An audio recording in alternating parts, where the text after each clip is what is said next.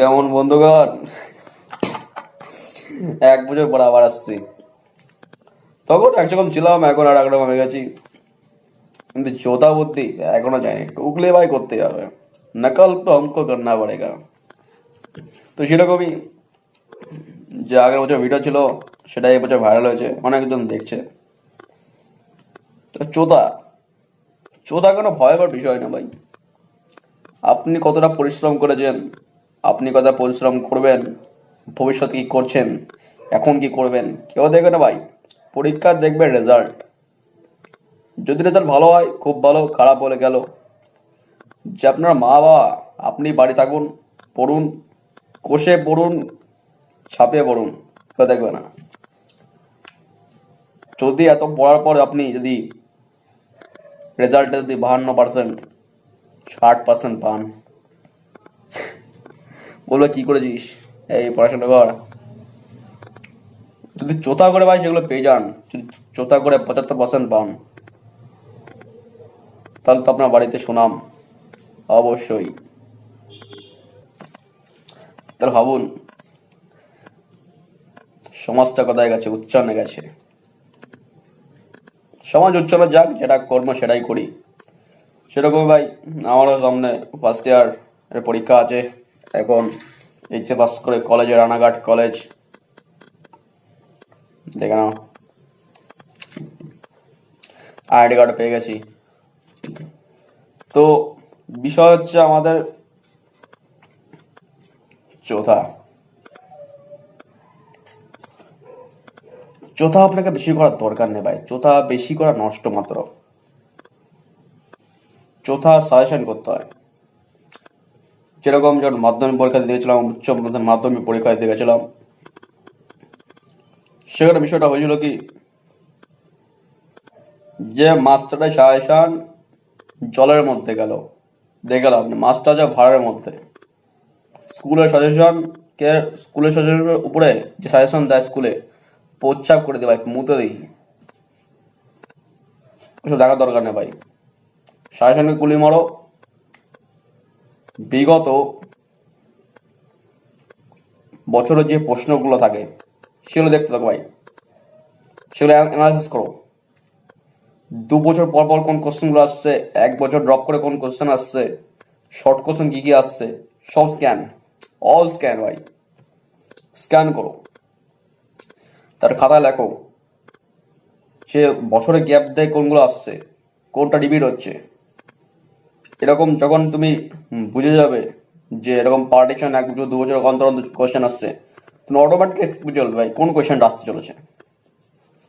যেরকম আমি পেরেছিলাম 10টা চোথা নিয়ে গেছিলাম, 4টে লেগে গেছিল। আর চোথার আর একটা বিষয় হচ্ছে, যেমন ইতিহাস, ভূগোল, পরিবেশবিদ্যা, এগুলো করতে হবে কি, রাষ্ট্রবিজ্ঞান, সংখ্যা, এর মধ্যে সংখ্যা বাচক যেসব প্রশ্ন আছে, যেমন রাষ্ট্রবিজ্ঞানে মন্ত্রী সংখ্যার, ক্যাবিনেট সংখ্যা কত, মন্ত্রিসভায় সদস্য সংখ্যা কত, লোকসভা সদস্য সংখ্যা কত।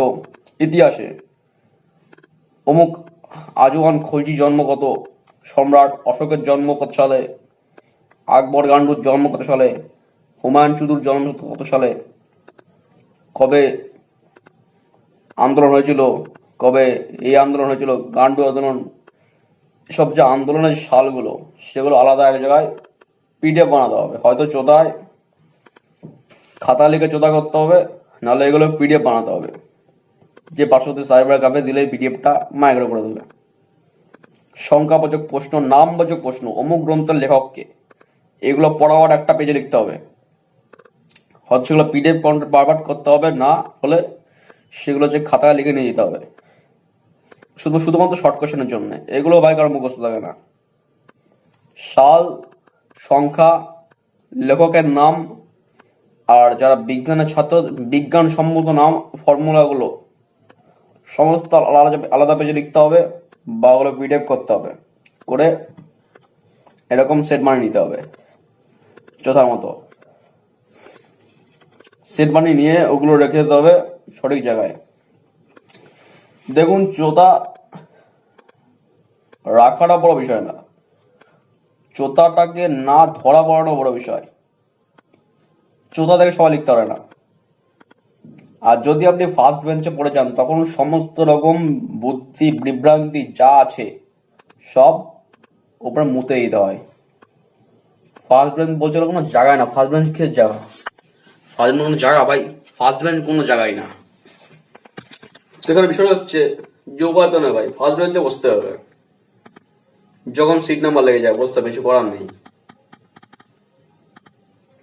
একটু মুতার দরকার, একটু মুতে আসি শালা। তো তারা কোথায় ছিলাম ভুলে গেছি, তারা মনে করে দাও। মুতে আসে না, যখন জল ছেড়ে দিয়ে সমস্ত গরম বেরিয়ে যায়, মনে থাকে না কি বলি। তো যাই হোক, চোতা জিনিসটা ভাই অনেকে আইডেন্টি কার্ডের মধ্যে রাখে, অনেকে আবার অ্যাডমিট কার্ডে রাখে, অনেকে আবার রেজিস্ট্রেশনের মধ্যে রেখে দেয়। হাসি লাগে, চোতা রাখার বিষয়টা অন্যরকম ভাই।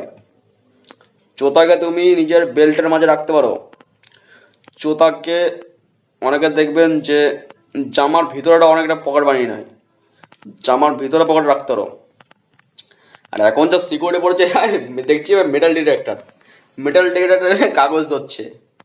আমাদের সময় সব ছিল না ভাই, মোবাইল নিয়ে গেছিলাম মাধ্যমিক পরীক্ষায়, মোবাইল নিয়ে গেছিলাম অঙ্ক পরীক্ষার দিন। সমস্ত রকম রাফ একটা কাগজে করে নিয়েছি, চোতার কাগজ ছিল। অঙ্কগুলোর গুণ বাঘ যা আছে তো ঘষে করেকে চাট মেরেছি মোবাইল নিয়ে, ব্যাস প্যাটাপ্যাট বেরিয়ে গেছে উত্তর, ক্যাটাকাট লিখে দিয়েছি। অন্তপক্ষে যে অঙ্কের ব্যাখ্যাগুলো লাইন বাই লাইন না লিখলেও উত্তর লেখার জন্য কিছু নাম্বার পেয়ে গেছিলাম, মোটামুটি পাস করে গেছিলাম মাধ্যমিকে। এখন মাধ্যমিক পরীক্ষাতে বেরিয়ে গেছে, দেখে লাভ নেই। আসছে উচ্চ মাধ্যমিক, ওদের সায়েন্স ডিপার্টমেন্ট আলাদা, বা আমি আর্টসের ছাত্র ভাই, কি বলবো। এখন বিষয়টা হচ্ছে ভাই পাস করতে হবে তোমাদেরকে, একদম হাবা গাবা বেবদের জন্য ভাই পাস চোতা নয়। আর ব্রিলিয়ান্ট ছাত্র চোতা ভাই। যেমন দেখো বট কোশ্চেনগুলো হয় কি ভাই, চাপে খেলায় এরা পয়েন্ট মনে থাকে না, তখন পয়েন্ট দিয়ে কিছু গুরুত্বপূর্ণ যেসব নাম দাম সালটা টুকটা লিখে রাখতে হয়, যে মেন এক্সপ্রেশনগুলো লিখে রাখতে হয়। এর ফলে কি তোমার যখন পরীক্ষায় বট কোশ্চেন লিখছো তখন সুবিধা হচ্ছে, এক ফাঁক দেখে নিলে প্যাটাপ্যাট লিখে নিলে। এরকম বট কোশ্চেন চোতা দেখা ভালো। চোতা ভাই কিছু টেলিগ্রাম চ্যানেল দেওয়া আছে, যা আগের ভিডিও দেখবে। আর কি বলবো ভাই, যাই হোক, যাদের মনে বলছি একটু ভয় আছে, চোতা তোমার জন্য নয় ভাই। পরীক্ষায় 2বার উচ্চ মাধ্যমিকে খাতা কেড়ে নিয়েছিল আধা ঘন্টার জন্যে, ততক্ষণ আর গার্ড মার দেয়নি সালা।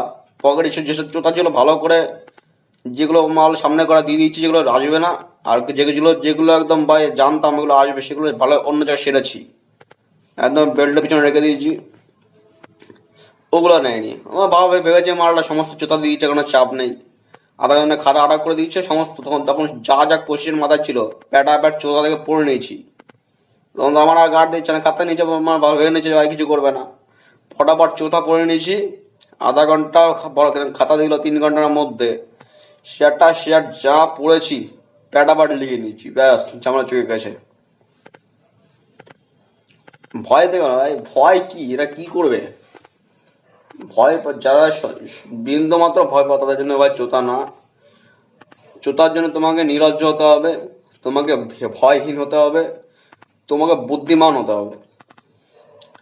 সেরকমই উচ্চ মাধ্যমিকে 353 আর মাধ্যমিকে 452 পেয়েছিলাম, হয়ে গেছে। কেন পড়াশোনা করি না ভাই, বাড়িতে অনেক কি করে নাম্বার পায়, বাড়িতে মা বাবা মনে করে কি করে নাম্বার, পরীক্ষার 1 মাস আগে পড়ি, বাকি চোতা তো আছে, চোতা 1 মাস আগে বানিয়ে নি, থাকে পকেটে চোতা, কিছু বুদ্ধি থেকে নয় জেনারেল নলেজে লিখতে থাকি, না পারলে চোতা থেকে মেরে দিই। আর যদি শর্ট কোয়েশ্চেন সাল তারিখ নামগুলো তো চোতা থেকে মারতে হয়। চোতা একটা জীবনের একটা অংশ বললে চলে, চোতার একটা জীবনের অংশ। যে জীবনে চোতা করে না সে বুঝবে না ভাই, চোতার যে আলাদা একটা মজা, যত করা স্যার তত বেশি মজা ভাই। সামনে কি করে ভাই লিখবো, আলাদা একটা এক্সপিরিয়েন্স। আর স্যারগুলো চুতিয়া ভাই, স্যারগুলো বিশাল চুতিয়া। সারা পাশে এসে বসে থাকতো, মাথা গরম হয়ে যেত ভাই, মাথা গরম হয়ে যেত। যাক, বোর্ড বেরিয়েছে কলেজে, দেখা যাক কেমন কেমন গার্ড দেয়। আর এখন তো বোর্ড এক্সামে দেখছি ভাই যে গার্ড দিচ্ছে, মানে গার্ডের মধ্যে ঢুকে যাবে স্যার, এরকম অবস্থা। ফাঁক পেলে গার্ড ঢুকে যাবে। যাই হোক, ম্যাডাম গুলো খুব ভালো হয়, ম্যাডাম গুলো যাই না ভাই দু একটা। আর যদি স্যার আর ম্যাডাম একসাথে পড়ে ভাই, আর কোনো চাপ নেই। স্যার আর ম্যাডাম যদি একসাথে পড়ে, ওরাই গল্পে মেতে থাকবে, গাদা বাদা দেখবে এটা। আর স্যার আর স্যার বললে ভাই চাপ আছে, স্যার আর স্যার বললে অনেক চাপ। ম্যাডাম আর ম্যাডাম বলে অনেক সময় গল্প করে, অনেক সময় কিছু চুতিয়া ম্যাডাম যারা আছে খেঁচ উঠলে আর পারে না, ওরা ছেলে বলে খাতা মারতে থাকে। আর তো স্যার আর ম্যাডাম একসাথে থাকে, চা বিস্কুট খেয়ে যা গল্প জমাবে ভাই, তোমাদের কোনো চাপ নেই, পেটাপেট লিখে যাও, এটাই বাস্তব কথা। আর যদি আইটেম ম্যাডাম আইটেম ভালো হয়, তাহলে স্যার যদি পড়ে আর কোনো চাপ নেই ভাই, চাপ নেই, লিখে যাও। আমাদের পড়েছিল একবার, স্যার আর ম্যাডাম একসাথে পড়েছে, গল্প করেই বসিয়ে দিচ্ছে, পিছনের ছেলেবেলায় ব্যাক বেঞ্চার গুলো প্যাটাপ্যাট মেরে যাচ্ছে, লিখে যাচ্ছে। যখন মাধ্যমিকে আগে ফার্স্ট বেঞ্চে ছিলাম, বিশাল সমস্যা হতো, চোতা করতে বিশাল সমস্যা হতো ভাই, 3-4 রোল ছিল আমার, তাও চোতা করতাম। আর একটা নেশায় পরিণত, চোতাটা একটা নেশায় পরিণত হয়েছিল। ক্লাস 8 থেকে নেশাটা লেগেছিল। মানে তুমি যতই পড়ো না কেন ভাই, চোতা এমন একটা জিনিস যে যাই পড়েছি ভাই কোনো গ্যারান্টি নেই, চোতায় ভরসা ভাই, যা পড়েছি কোনো ভরসা নেই, চোতায় ভরসা। এমন নেশা হয়ে গেছিল যে যে পরীক্ষা পারবো সেই পরীক্ষা চোতা করতাম, মানে বলবো কি, চোতাটা নেশা হয়ে গেছিল। এরকম করে ক্লাস 8-এ হাতে লেখা চোতা, ক্লাস 9-এ ছাপানো চোতা, ক্লাস 10-এ প্রিন্ট আউট ওলা চোতা, ক্লাস 11-এ মোবাইল, একদম ডাইরেক্ট মোবাইল নিয়েছিল পরীক্ষায়। কি বলবে স্যার, পায়ের ফাঁকা মোবাইল লেগে লিখছি। 11 পেপারটা নিয়ে, 11টা বোর্ড এক্সামের কোশ্চেন হলো স্কুলে পরীক্ষা, যারা ওটা গার্ড দেয় না, পায়ের ফাঁকে মোবাইল নিয়ে লিখতে হয়। আর ক্লাস 12 কেটেছিল ভাই, গার্লস স্কুলে পরীক্ষা হয়েছে, শরৎ কুমারী গার্লস স্কুলে পরীক্ষা পড়েছিল। সে চোতাক বোঝালাম, হাতের হাতের যে আছে, হাতের কলারে, পায়ের ফাঁকে, প্যান্টের পকেটে, প্রশ্নপত্রের মধ্যে চোতা করেছিলাম। ফেলে চোতা, সে পেলে চোতা ফেলার মতো অবস্থা ভাই। চোতা ভয় হয়েছে না ভাই, চোতা করতে গেলে ভয় থাকা যাবে না। আর যারা করতে পারছো না তাদের অবশ্যই বন্ধুদেরকে চেনে নেবা। আর বাকি 1.5 ঘন্টা পরে একবার বাথরুমে বসেছো, বাথরুমে গেলে চোতার অনন্ত চোতা পাবা। যদি বাথরুমে না যাও তুমি গান্ডু, তুমি যেগুলো ভুল লিখে জানো সেগুলো কোনোই সঠিক হবে না। বাথরুমে গেলে একমাত্র নলেজ পাবা আর লেখা সহজ পাবা। তো আজকের ভিডিও এখানেই। অনেকে বলছে ভাই কি সব ভিডিও বানাচ্ছিস ভাই, কি হচ্ছে না ভাই, জনগণের সাহায্য, জনগণের উপকার করার জন্য। তো আজকের ভিডিও এখানে রাখলাম। ভয়ের কোনো বিষয় না, ভয়ের কোনো বিষয় না। তো গুড বাই, সি ইউ।